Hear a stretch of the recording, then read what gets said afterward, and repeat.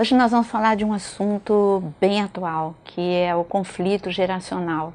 Conflito geracional que hoje é uma realidade, porque quando você vai no Google é o que todo mundo está falando, porque nós temos aí uma geração muito diferente, essa geração do ano de 2009 para cá. É uma geração com uma explosão demográfica. Hoje, esses adolescentes, esses jovens, essas crianças, eles fazem, vamos dizer, a partir do ano 2000, mas eles fazem parte, é uma massa que está aí, que são os consumistas de agora, são os consumidores, melhor dizendo, são os jovens, os adolescentes, as crianças que estão ditando novas regras de relacionamento, um novo vocabulário, poderia dizer até mesmo que a gente poderia fazer um novo dicionário da língua portuguesa.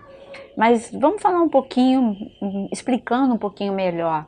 Porque quando a gente entra numa igreja, nós precisamos, se nós não entendermos essas diferenças entre as gerações, nós não vamos conseguir nos comunicar. Nós vamos nos comunicar com os adultos, nós pastores, vamos nos comunicar com os adultos e não vamos alcançar, pulando os jovens, indo para os adolescentes, a gente não vai alcançar os adolescentes e muito menos entendê-los.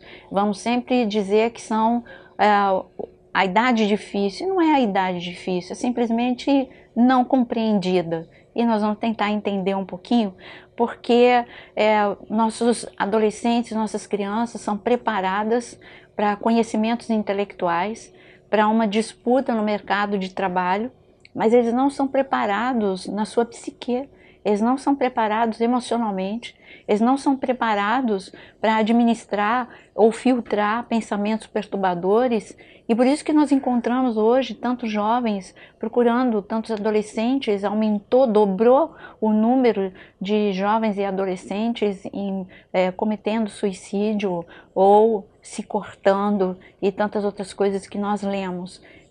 Então nós precisamos entender. Quando nós falamos, hoje eles são chamados, os adolescentes e as crianças, eles são a geração Z. Elas também são chamadas de iGeneration, que é a geração I, I tudo, né? iGeneration, iPad, iPod não existe mais, aí, tá vendo como passa rápido?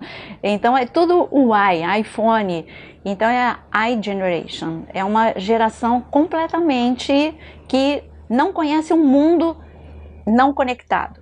Eles já nasceram com um mundo completamente conectado, eles não conhecem um mundo sem um Wi-Fi, eles não podem conceber na sua mente um mundo em que eles estejam por algum momento desconectados.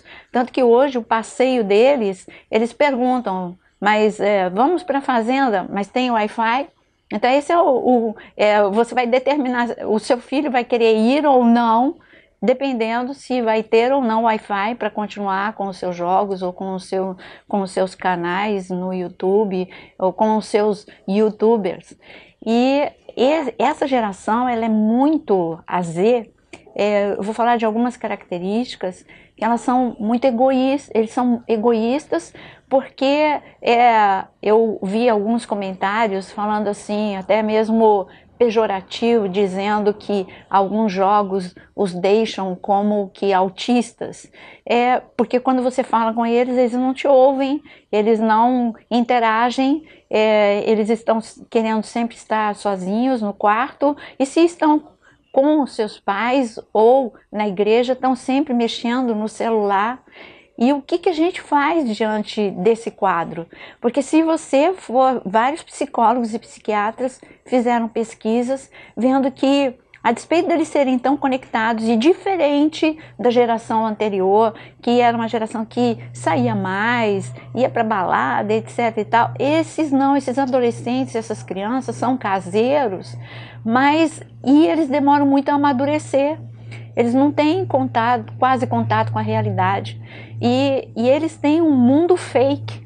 Eles são como que personagens fake persons.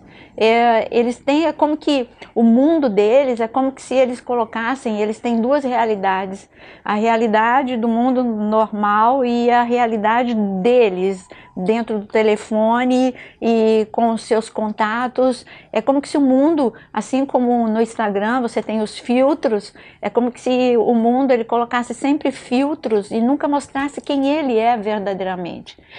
E as pesquisas de psicólogos e psiquiatras mostram que esses jovens, eles são tristes, eles são deprimidos, ansiosos pelo volume de informações que recebem, pela pressão que recebem, pelas multitarefas que eles têm que fazer. Isso gera ansiedade, síndrome de pensamento acelerado, mas eles também são insatisfeitos com eles mesmos, têm um padrão de aceitação da sua autoimagem muito baixo, eles têm um limiar para suportar a frustração também muito baixo, e por isso que diante de frustrações logo pensam em suicídio, e eles não se sentem amados, porque hoje os pais estão muito mais ocupados, e quando eles não são aceitos, não tem likes, ou quando um amigo ele fica frustrado com algum amigo virtual, o mundo desaba, e é quando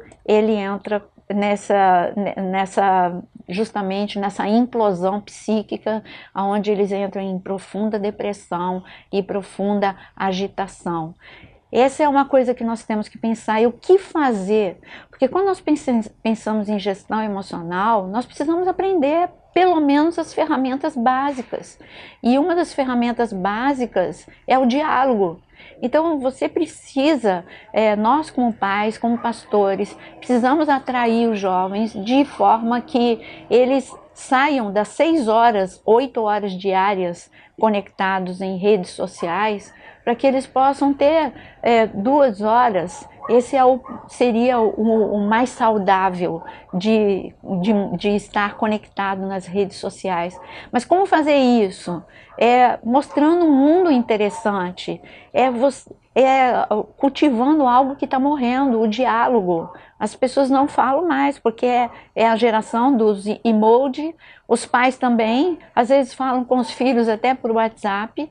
Então é reconquistar o diálogo, é realmente usar essa ferramenta de gestão emocional, que é reaver o que foi perdido, que é justamente o diálogo. Outra coisa que nós precisamos é ajudar os nossos jovens a ter mais contato com o mundo externo, mas de uma forma interessante.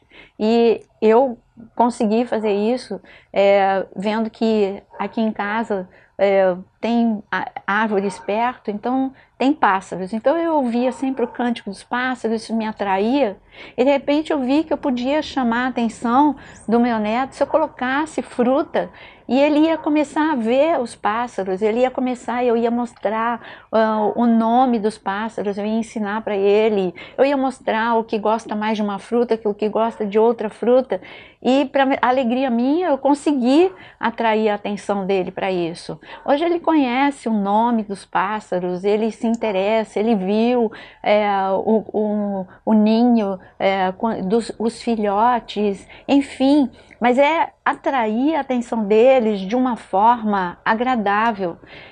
Também nós precisamos ser os influencers dos nossos filhos e das nossas ovelhas.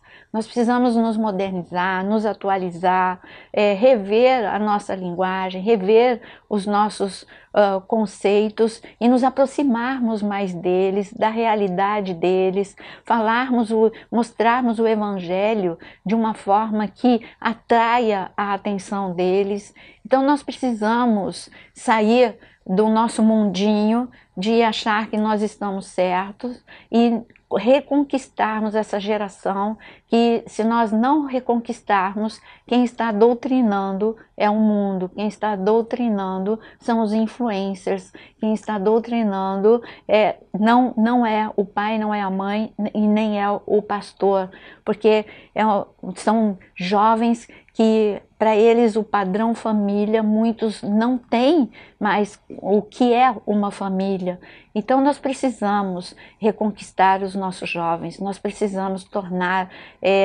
eu queria falar inclusive sobre esse abuso que muitas vezes você leva o seu filho porque ele tem uma dispersão na aula e logo os médicos hoje estão sem nenhum tipo de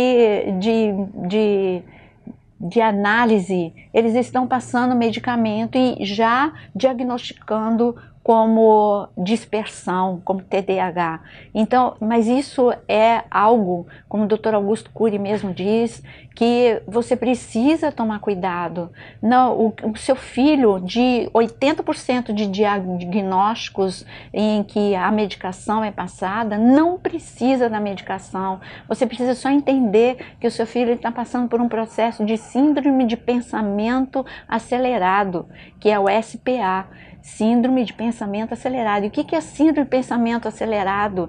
É esse turbilhão de informações, é essa velocidade de pensamentos que eles têm e que trazem essa ansiedade e que faz com que eles fiquem inquietos, com falta de concentração e com insônia. E hoje nós temos jovens que não têm mais o número de horas necessárias, até crianças que não têm o número de horas necessárias para dormir. Então nós precisamos fazer o que Jesus fazia. Jesus pegava os seus discípulos e ele levava e começava a conversar com eles, transferindo experiências, contando de si mesmo, falando do reino. Nós precisamos ter mais desses momentos com os nossos filhos, com as nossas ovelhas, porque senão nós vamos perder essa geração. Eles estão entrando em uma implosão psíquica, eles estão realmente entrando num caos psíquico e nós precisamos agir urgentemente. Nós vamos fazer outros